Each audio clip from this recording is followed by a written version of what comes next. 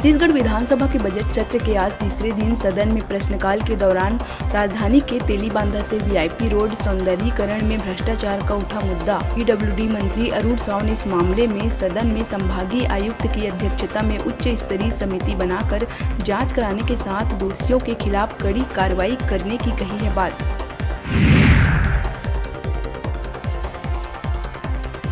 विधानसभा में लगे प्रश्नों के लिए सही समय पर जानकारी नहीं देने वाले 4 डीओ को संभागीय आयुक्त संचालक आरपी आदित्य ने भेजा नोटिस। बिलासपुर, मुंगेली, रायगढ़ और कोरबा के जिला शिक्षा अधिकारी को नोटिस भेजकर 3 दिन के भीतर जवाब पेश करने दिया गया निर्देश। डीएमएफ फंड से स्कूलों में किए गए कार्यों से जुड़ा है मामला।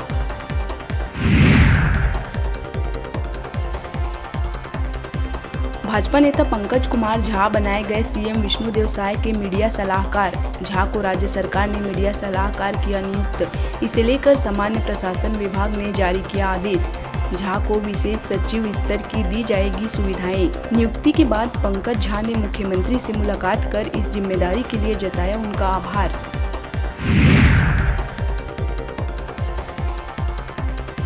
प्रदेश में हर तरफ महतारी वंदन योजना का है माहौल। आवेदन भरने को लेकर सभी जिलों में लग रहे कैंपों में महिलाओं की उमड़ रही है भीड़। इस योजना के तहत 2 दिनों में ही मिले हैं 7 लाख से ज्यादा आवेदन।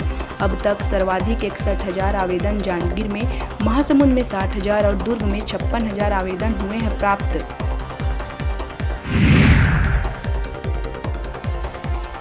अरपा नदी को साफ रखने के साथ ही संरक्षण और संवर्धन को लेकर दायर जनहित याचिका पर हाईकोर्ट की डिवीजन बेंच में हुई सुनवाई। इस दौरान कोर्ट ने राज्य सरकार पर जताई जमकर नाराजगी। कोर्ट ने कहा कि इसे गंभीरता से नहीं ले रहे जिम्मेदार अधिकारी। कोर्ट ने शासन से पूछा कि इसके लिए क्या है कार्य योजना। अब 27 फरवरी को होगी मामले की अगली सुनवाई।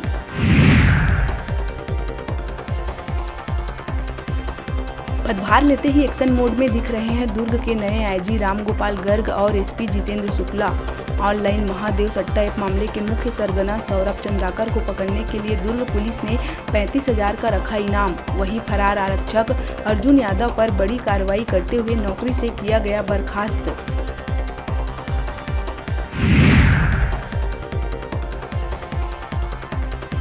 कबीरधाम जिले के बोरला ब्लॉक में 5 फरवरी से 9 फरवरी तक आयोजित हिंदू संगम में मामूली बात को लेकर आपस में भिड़े 2 पक्ष। बदमाशों ने अचानक मंच में आकर की चाकूबाजी और जमकर चले लात घूंसे से दोनों पक्षों के 4 लोग हुए हैं घायल।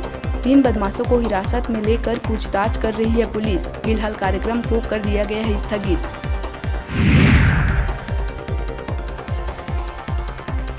बीजापुर बासागुड़ा थाना क्षेत्र के तीमापुर गांव में माओवादियों ने मुखबिरी के शक में गला काटकर एक युवक मिर्चा हड़मा की कर दी हत्या। नक्सलियों ने वारदात के बाद गांव के पास लाकर फेंका शव।